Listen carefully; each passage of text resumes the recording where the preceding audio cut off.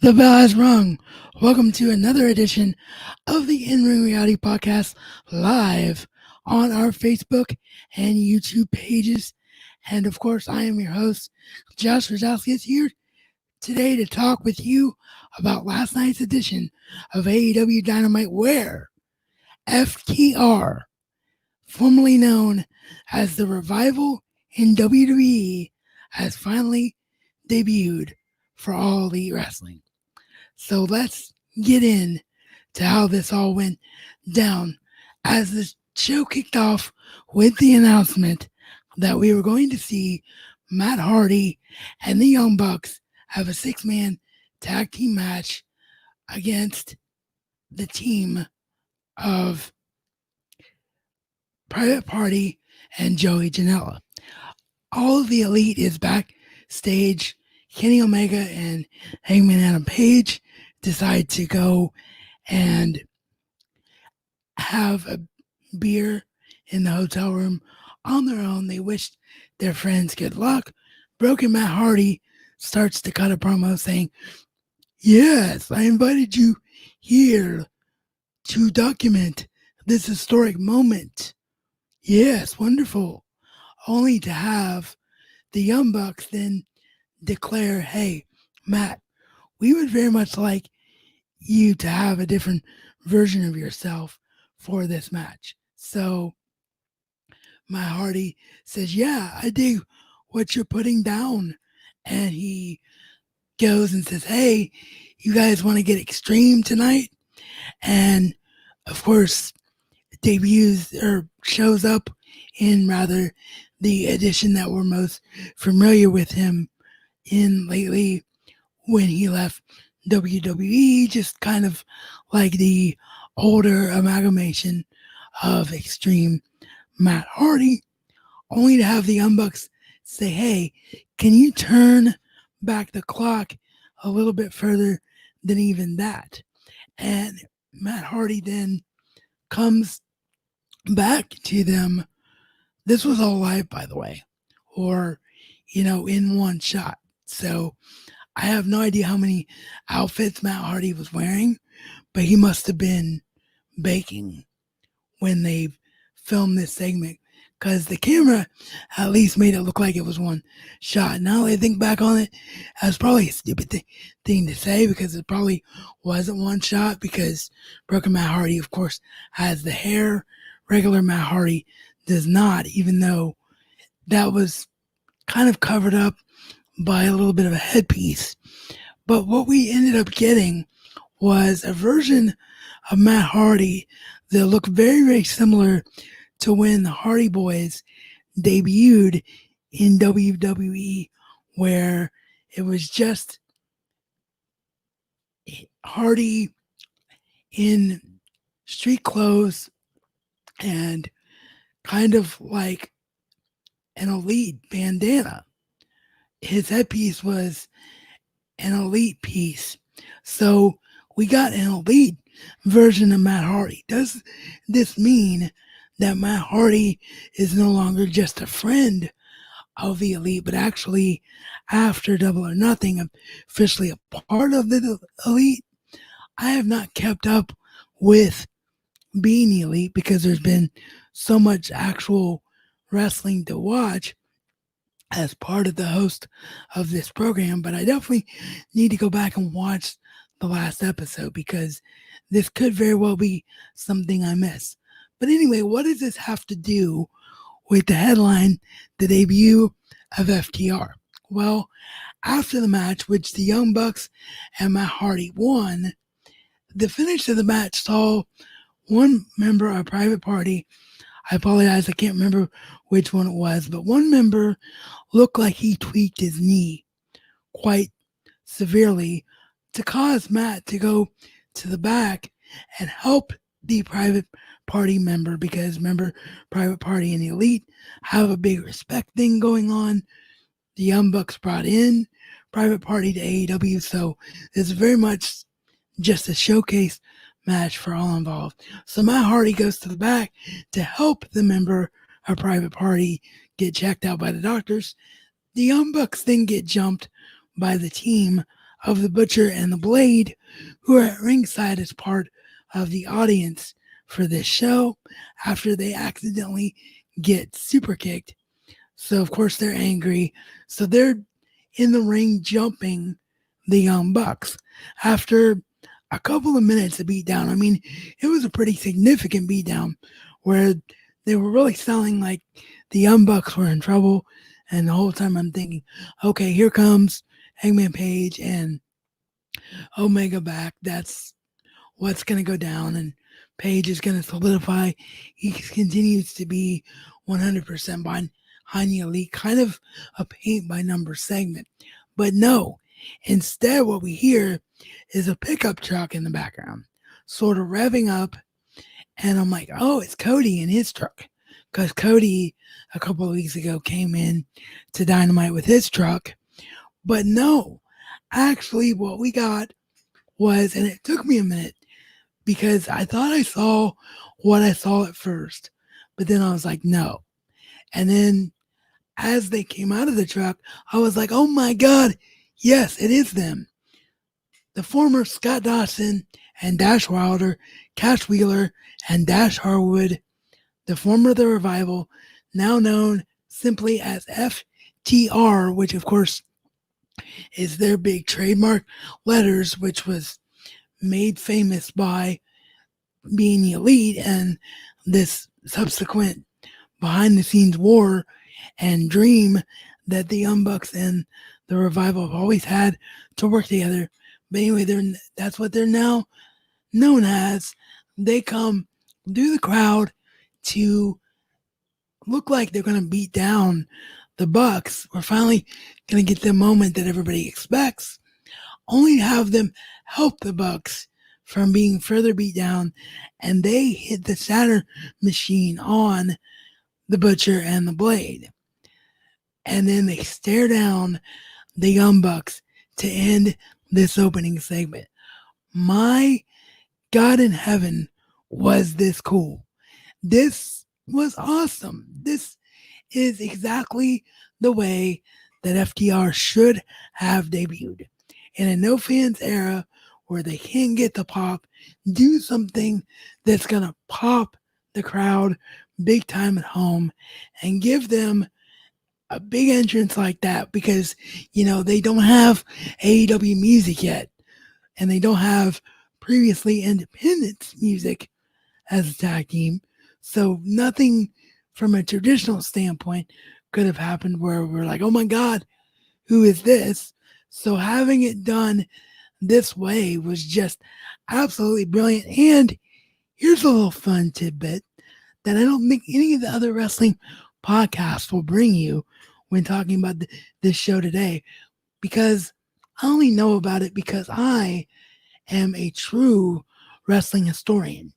Yesterday's edition of Dynamite took place on May 27th, and back on May 27th, 1996, that was another historic day in professional wrestling when one Scott Hall, then known as Razor Ramon, walked through the crowd in a denim jacket and jeans on WCW Monday Nitro. Well, what happened on the very same network on TNT in the States on May 27th, 2020? The Revival wore denim jacket and jeans. So I thought that was really cool, as they say, yeah, you know us from WWE, but now we're here in AEW. Of course, there won't be anything about, are we still working for WWE? They're not going to do that kind of a storyline, I'm sure, because they know that many AEW fans probably have already heard the episode of Talk is Jericho where they talked about their release. And most AEW fans are really deep into the sport, doing things like listening to wrestling podcasts like this one and things of that nature. So they're not going to do something where they say, oh, we're still with WWE and we're invading. But it was a nice way to say, hey, this is where you guys knew us before, guys and gals, rather, knew us before. Now, here's what we're going to do in AEW. This was just great. Just great. One of the best debuts I've seen in a long time. I actually much prefer this to Matt Hardy's debut. Maybe it's because Daly's Place is an outdoor arena, so it feels more open, and maybe it's because they have figured out a way to social distance the talent that's not being used on the program and have them as part of the audience. Maybe that added to the atmosphere of the debut a little bit, but just everything about this worked. I cannot wait to see how FTR is going to be utilized next week on Dynamite, and just how quickly we are going to get the Young Bucks versus FTR. Now, my prediction is that won't happen until All Out. They're going to keep that plate spinning as long as they possibly can. So I don't think we'll see it on the smaller Fighter Fest show that'll happen in between. All Out is basically the closest thing they have so far to WrestleMania. I don't see any other place for this match.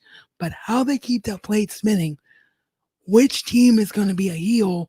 Are they both going to be faces? There's so much to work with here.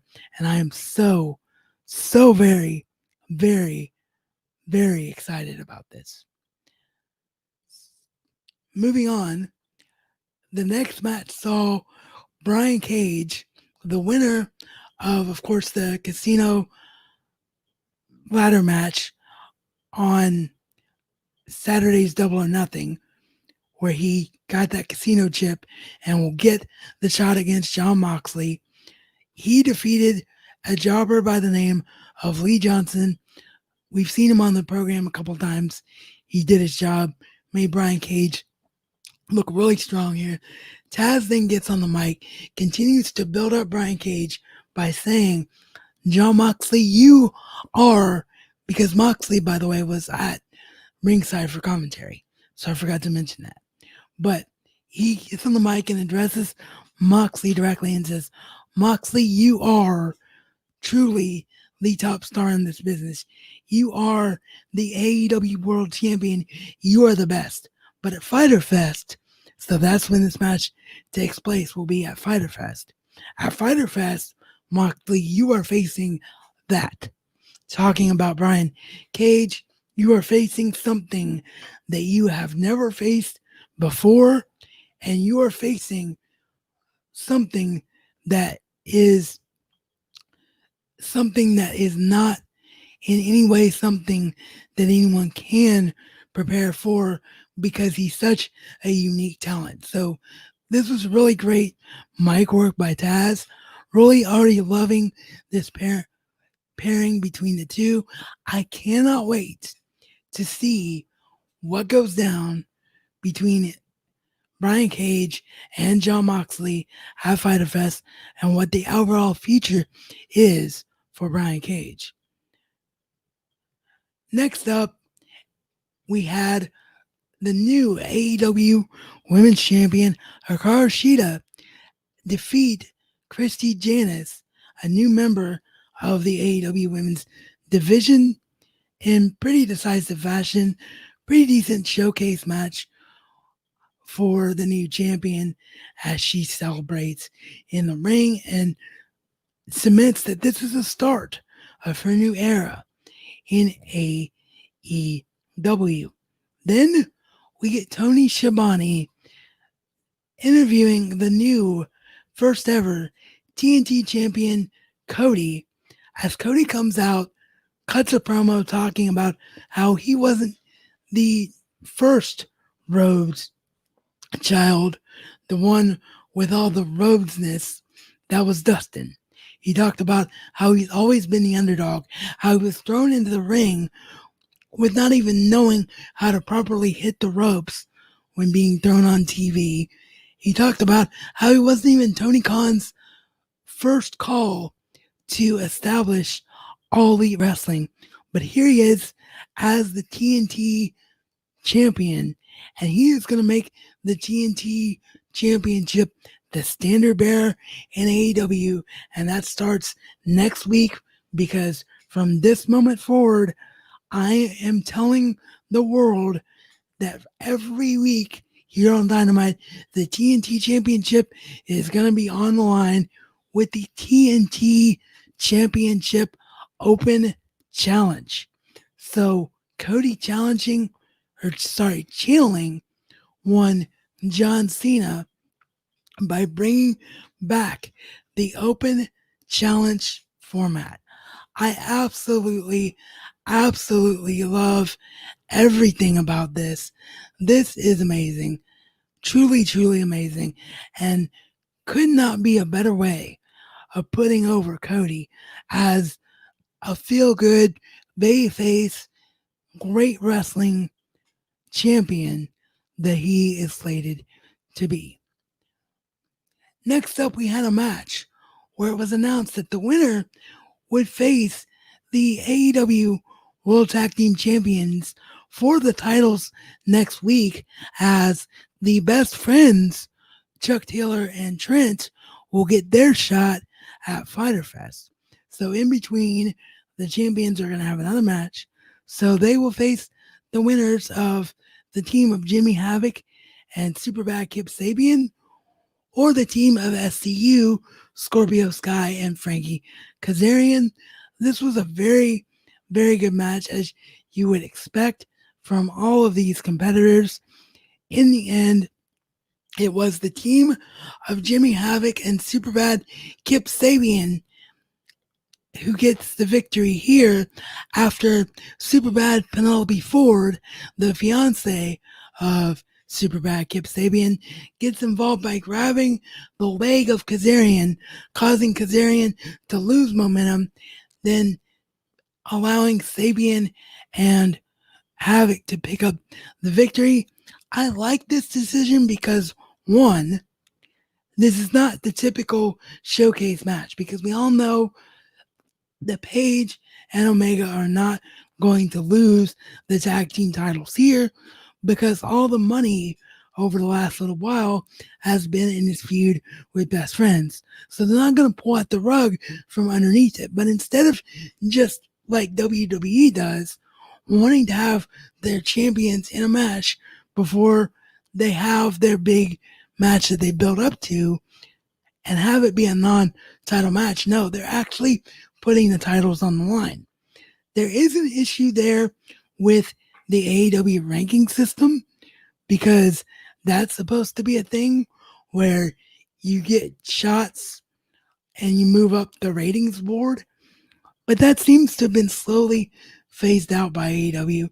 So I don't know what the future of that is. So I like this simply because I've always said, for as long as I've ever talked about professional wrestling, whether it be here on the internet or back in the old days on hotlines in Dayton, Ohio, I've always said that champions should not be featured on wrestling programming unless they're putting their title on the line. And twice on this show, with the TNT champion Cody and the AEW World Tag Team Championship match announced for next week, we had that backed up by AEW. That is brilliant. I love it. And finally, to establish that first challenger for Cody and the TNT Championship next week, because we just learned this week that it was an open challenge. So if there's going to be a TNT Championship match next week, we kind of have to know who Cody's opponent is going to be. So we saw a battle royal, which featured the likes of Jungle Boy, Billy Gunn, Brandon Cutler, Christopher Daniels, Boom Boom Colt Cabana, Luchasaurus, Luther, Marco Stunt, MJF, Wardlow, Orange Cassidy, Peter Avalon, and Sonny Kiss. In the end, it came down to MJF and Jungle Boy as well as who did Jungle Boy eliminate? I can't remember. I know it was MJF and Wardlow, or it was Orange Cassidy. So it came down to MJF, Wardlow, Jungle Boy, and Orange Cassidy. I do apologize for that, sort of trying to remember live on the air with all of you. Anyway, those four men were the final four participants, and they kept that plate spinning between MJF and Cody. It looked like MJF was going to go ahead and already get his shot against Cody, but they did the smart thing. They held off on that. They had miscommunication between MJF and Wardlow, which cost them. MJF thinks he's won the match, only to have Orange Cassidy, who was hiding out at ringside and waited till the last minute to get in this match, actually be the one to distract them, which then caused Jungle Boy to be able to eliminate both of them. So the finals of the match was Jungle Boy and Orange Cassidy. Great match.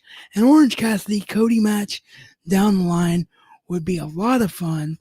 A lot of fun. But maybe Orange Cassidy is going to have another match before we see him with Cody. More on that in a minute. But this was a really good final, and Jungle Boy gets the victory. So it's going to be Jungle Boy Jack Perry next week taking on TNT champion Cody for the TNT championship.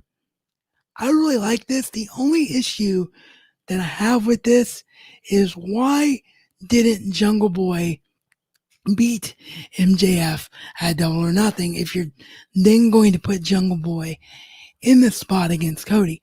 I get that MJF is undefeated, and I get the long-term game is MJF and Cody, but if you're going to go with Jungle Boy in between to build Jungle Boy up, it doesn't make sense for him to be coming off a loss on your big pay-per-view to then be rewarded with a title shot.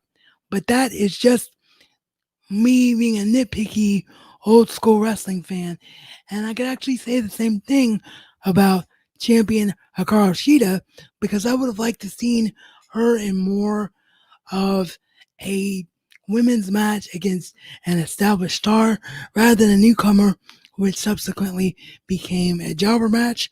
I would have liked to seen build toward what her first storyline was going to be in AEW with that women's title. And one thing I did forget before I get into the main event, I realized that I just now forgot this. A